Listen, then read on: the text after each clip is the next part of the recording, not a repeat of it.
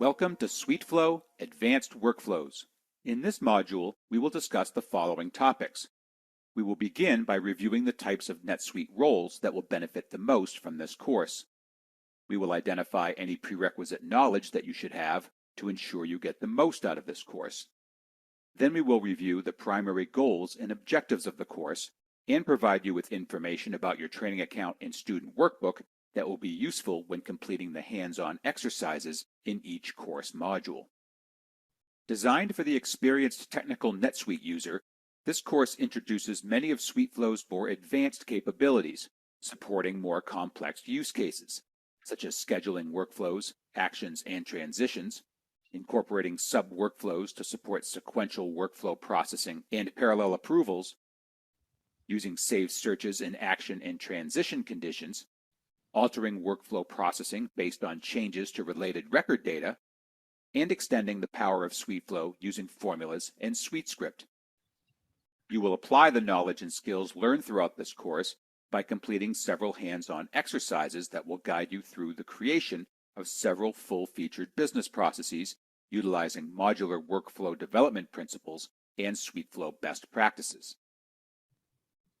The target audience for this course includes software developers, consultants, system administrators, and other technical users of NetSuite, and experienced SuiteFlow users who want to support more complex business processes.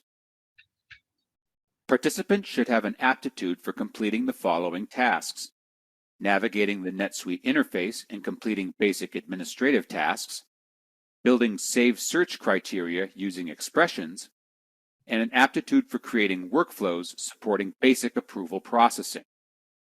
A basic understanding of the following concepts will also be beneficial: event-based software development principles, and an understanding of if-then logic, processing loops, and other programming constructs. Please note that although this course does not require participants to write extensive code, it is considered an advanced level SuiteFlow course.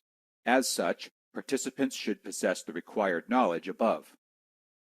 The primary goal of this course is to provide you with an applied understanding of the key terminologies, concepts, skills, and best practices that will enable you to support more complex business processes using many of the advanced capabilities of SuiteFlow.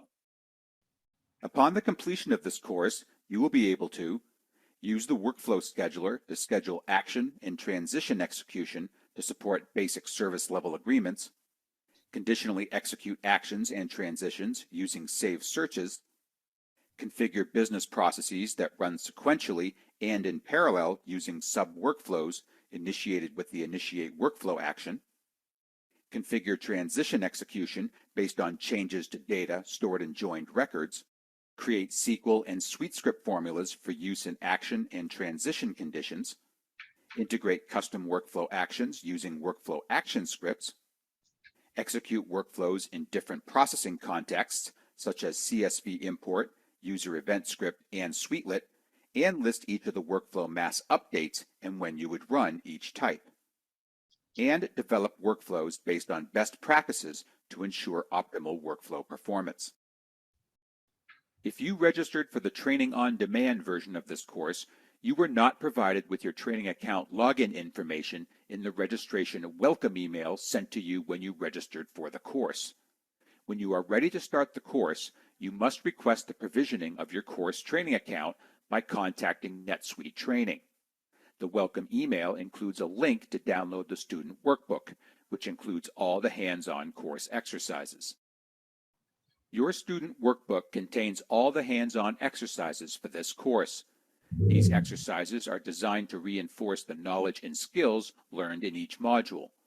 While most exercises have been designed to guide you through the completion of specific tasks in a very prescriptive, step-by-step manner, you may find some exercises challenging at times depending on your experience level with NetSuite.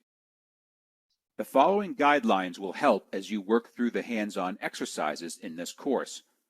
Follow the exercise steps closely, but feel free to go beyond the exercise steps. If problems are encountered in a particular exercise, consider it an unexpected but invaluable learning opportunity. Troubleshooting and ultimately resolving issues on your own using the resources provided to you during this course will teach you more than any training guide can. You are encouraged to complete all required exercises in each module, as there may be dependencies on these exercises in future modules. In the event that you get stuck on an exercise, solution workflows have been preloaded into each NetSuite training account and can be viewed by navigating to Customization, Workflow, Workflows, and filtering the list of workflows by Furniture Request Solution. Please note that most solution workflows will need to be enabled prior to execution. Finally, optional exercises may be completed after each module's required exercises. As we work through each module in this course, I will be performing walkthrough demonstrations that highlight many of the features and capabilities of SuiteFlow. In this first walkthrough, we will demonstrate how to log into your NetSuite training account, review the online resources available in the NetSuite Help Center, and establish a few key user preferences that will be important when working with SuiteFlow. To log into your NetSuite training account, the first thing you're going to need to do is to navigate to netsuite.com.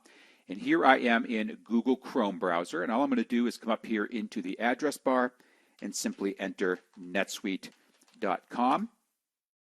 And it takes me to the public-facing homepage.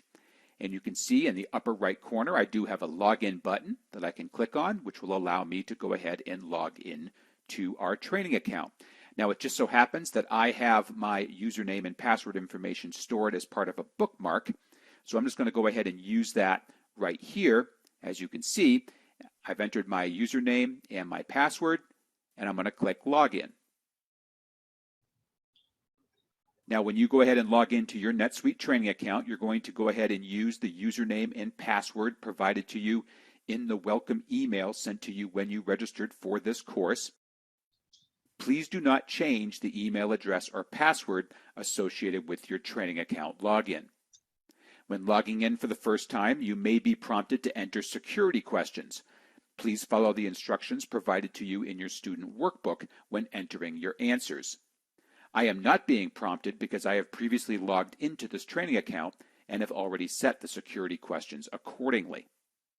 Upon successful login to your training account, you will be taken to the home dashboard. You can get back to this home dashboard at any time by clicking on the home icon in the NetSuite navigation bar. You will also notice that we are currently logged into our training account as Larry Nelson Administrator. This user will be used to complete most workflow development tasks throughout this course. It's important to remember that you cannot be logged into multiple NetSuite accounts using a single browser. For example, if you want to log into your company's NetSuite production or sandbox account at the same time you are logged into your course training account, you must use different browsers. Now what I'd like to do is point out the online resources available for SuiteFlow, and the first thing that I'm going to do is just take you to the NetSuite Help Center by clicking on the Help link at the top of the NetSuite homepage. Here you can see we have all the product documentation for NetSuite, and right over here under Suite Cloud Platform, you will see that there is a node for SuiteFlow Workflows. And clicking on that will provide you with access to all of the product documentation, as well as various references and workflow examples that you can refer to. Clicking on the Suite Answers link from the NetSuite Help Center takes you to an invaluable resource that provides you with access to links to NetSuite training resources, which can be seen right over here, as well as NetSuite support articles, demo videos, links to Help Center documentation, recorded new feature preview presentations, and even SuiteWorld presentations. Definitely get to know Suite Answers. Lots of great information out here. Now what I'd like to do is establish a few key user preferences that will be useful as we work through this course. And to do that, I'm going to come over here to my home icon, and I'm going to choose Set Preferences.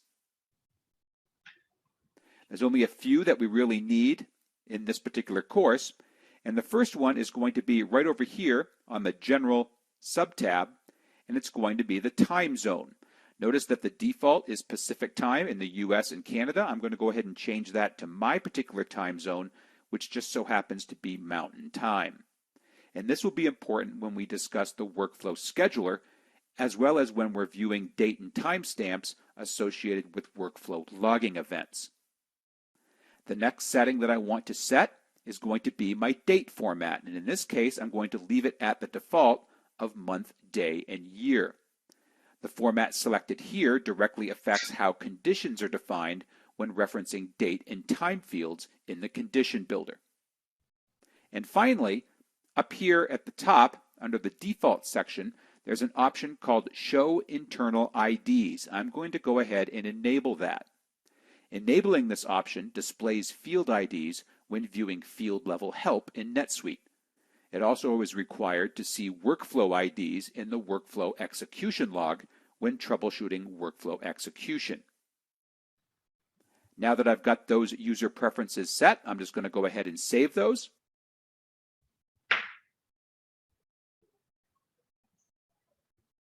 And we are now ready to continue with this course. Please note that many of the walkthrough demonstrations presented in this course were created using an earlier release of NetSuite. As a result, some record forms and other UI elements presented in the walkthrough demonstrations may be different than what you see in your training account when working through the course exercises. Your student workbook has been updated to account for these differences. The underlying concepts, tasks, and processes presented throughout this course remain unchanged unless otherwise noted. It is now time for you to complete the required hands-on exercises associated with the topics discussed in this module. To complete the required exercises, refer to your student workbook. When you have finished, you may continue with the next module. This concludes the course introduction module.